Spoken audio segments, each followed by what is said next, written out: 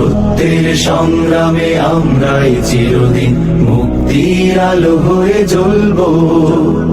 আশাহত এ জাতির আশার প্রাসাদ হয়ে সাম্য ন্যায়ের কথা বলবো।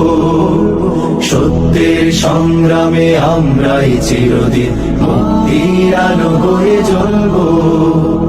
আশাহত এ জাতির আশার প্রাসাদ হয়ে সাম্য ন্যায়ের কথা বলবো।